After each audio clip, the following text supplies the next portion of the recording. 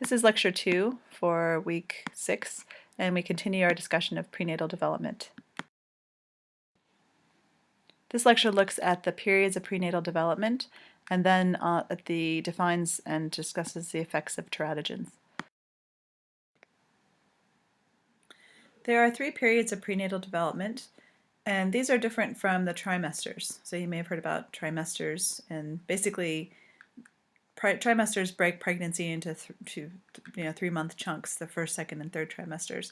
But this is different. These are the periods of prenatal development, and they correspond to what's going on in terms of the physical development and the brain development of the developing child. So the first phase is the period of the zygote. The second phase is the period of the embryo, and the third phase is the period of the fetus. And these periods are not of equal length, as we'll see in a minute. But this gives an overview of what happens. So this is sort of an image that shows what happens from conception to the full-term fetus. The first period of prenatal development is the period of the zygote, which is from conception to the end of the second week, 14 days.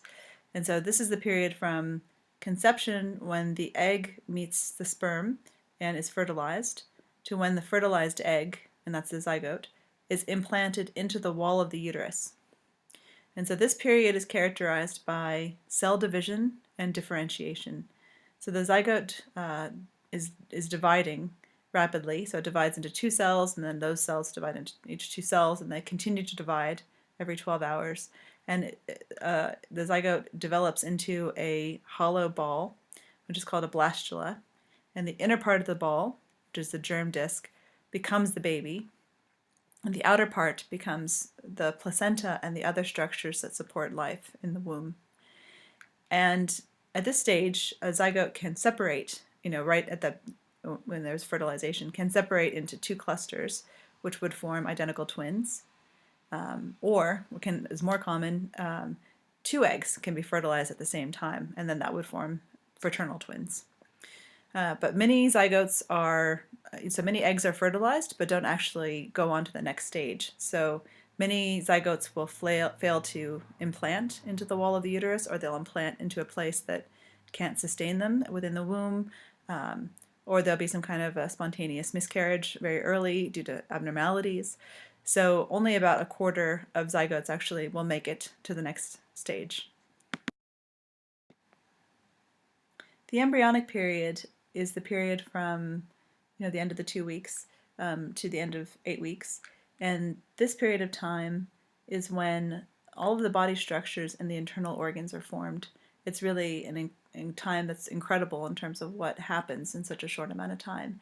And your reading talked about, if development continued at this pace, you would have, a baby that would be more than a ton, because it's so rapid and so much is happening, during this short period of time. So this period of time is characterized by the body structures and the internal organs developing. So you get the eyes, the nose, the ears, the jaw, the neck forms. There are tiny buds that would become the arms and legs and fingers and toes. And the structures that sustain life for the embryo are also formed, and so that includes the placenta and the umbilical cord. And so, you can see what happens from on the left. You get the fertilized egg, and then by the picture on the right, you can see what is recognizably a baby to be. So it's really an incredible amount that happens in that short period of time. The fetal period follows the embryonic period, so it goes from week 9 until full term, which would be 38 weeks, or until the point of birth, which may occur before the baby is full term.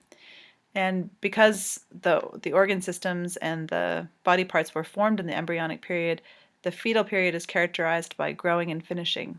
So when body parts will grow in size and are refined. So things like, the baby grows hair, and the baby grows fingernails, makes connections between muscles and organs and the nervous system. And then the brain starts to fire, and then movement begins by the 3rd month. And this chart indicates the age of viability, but really the age of viability has been going down. So it's considered now to be between 22 and 26 weeks, which is still very early in terms of compared to a full-term baby. But new technologies have been developing to keep premature babies alive and to minimize the types of impacts on their development. And for babies who go to full term, the last few weeks of pregnancy are marked by rapid weight gain, and it's really in the later part of pregnancy, movement starts to decline because there's just less space, and so the baby gets really big. The brain is really developing, and then there's the birth would follow. At the time of full term would be 38 weeks.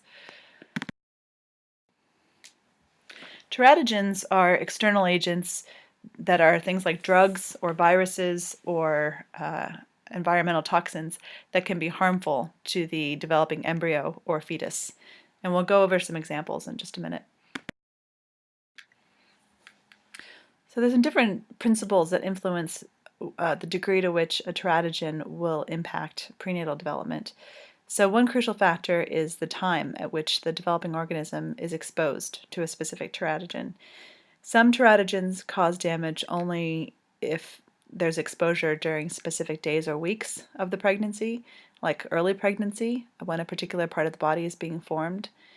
Other teratogens can be harmful at any time, but how severe the damage is depends on when the exposure occurred. And the time of the greatest susceptibility to a teratogen is called a critical or sensitive period. And I'll show you a chart in just a minute of sensitivity to teratogens. But each body structure has its own critical or sensitive period when it's most likely to be harmed if there's exposure. Second important factor is the dose or frequency of exposure to a teratogen. For most teratogens, experts are reluctant to specify a threshold under which a substance is safe. You may have heard this in terms of, for example, drinking alcohol. People wonder, can I have a glass of wine? Yes, probably, but many doctors are reluctant to say because there may be some kind of combination of one teratogen, one poison intensifying another, and so it's difficult to say like what is a safe dose of something. That's true also for things like being exposed to mercury in fish. A lot of times doctors will just warn women off of certain fish because it's not clear what would be a safe exposure to something like mercury in fish, which mercury builds up in certain fish species. And then a third factor that determines how much influence a teratogen may have in terms of prenatal development is genes. And so in some cases, genetic vulnerability can be related to the sex of the developing organism.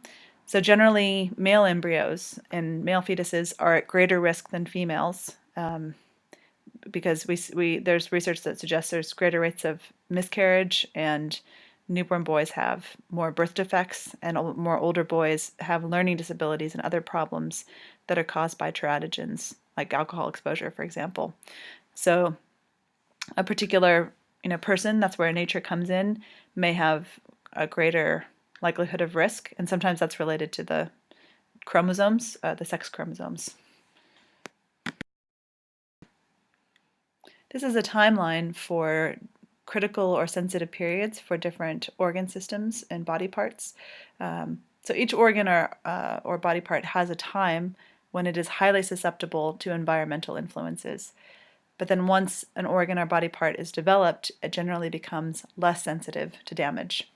So for example, you can see in this chart that week 7 of development is a sensitive time for external genitalia development.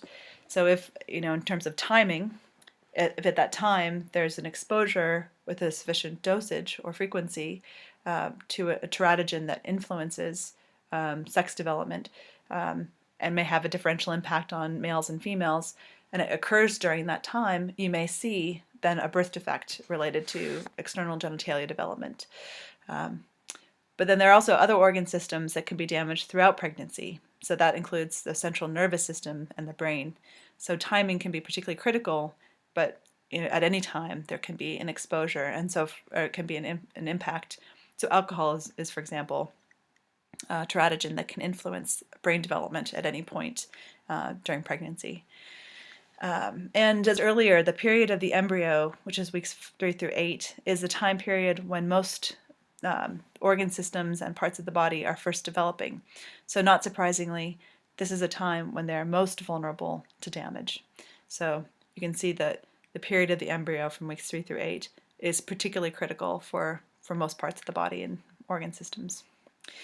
So now let's talk about a few key types of teratogens in greater detail. So maternal disease is one type of teratogen.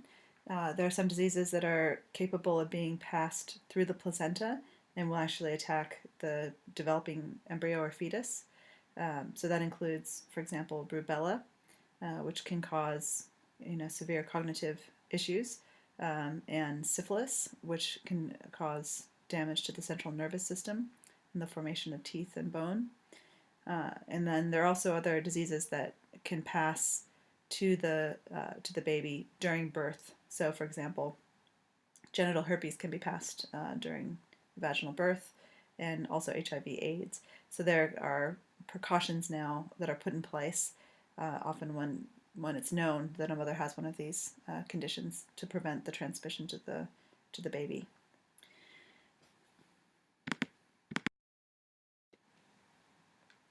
Drugs that are consumed by the mother can also be teratogens and have negative impacts on prenatal development, including things like low birth weight, which is linked to lots of negative outcomes, physical abnormalities, heart defects, brain and neurological defects, and even death. So what we're going to talk about in the tutorial, the world first really became aware of teratogens with the drug thalidomide, which we'll talk about.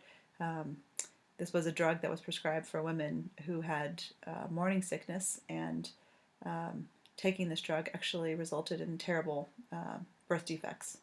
And it depended on when the dosage went, because it would depend on the types of impacts that were suffered by the baby. But other drugs also, of course, can be cause damage, and we'll talk about, for example, alcohol. Alcohol can result in cognitive deficits, heart damage, and impacts on physical growth. Other drugs, even drugs that are legal, things like, aspirin can have negative impacts. Caffeine has been shown to have negative impacts. So, this is why, women are cautioned to be very careful in terms of their exposure to drugs, even routine types of drugs during pregnancy, because of the potential negative impacts. The last category of teratogens is environmental hazards. So this is being exposed to environmental hazards like air pollution, heavy metal like lead and mercury, PCBs, which are a byproduct of industry, and radiation in the form of X-rays. So those types of exposures can result in low birth weight, miscarriages, or genetic defects. And so this is often why pregnant women are warned away eating certain kinds of fish, as I mentioned, that may have higher exposure to mercury. Women are told not to. In the dentist's office, there's a sign, if you're pregnant, let us know. You shouldn't have an X-ray. And it can be an issue in terms of environmental hazards for women who are in certain types of industries where they're exposed to chemicals. Like, again, as I mentioned, if they're working in a nail salon or if they're cleaning houses, to be really careful because, again, those chemicals that come into the mother's body via her skin, or she digests them, she breathes them, these can, again, go into the developing fetus, and so there can be an impact. So we're going to leave prenatal development there, and in the next lecture we're going to pick up on infancy and start to look at the development of the attachment relationship and the formation of trust in the relationship between infants and parents and their caregivers.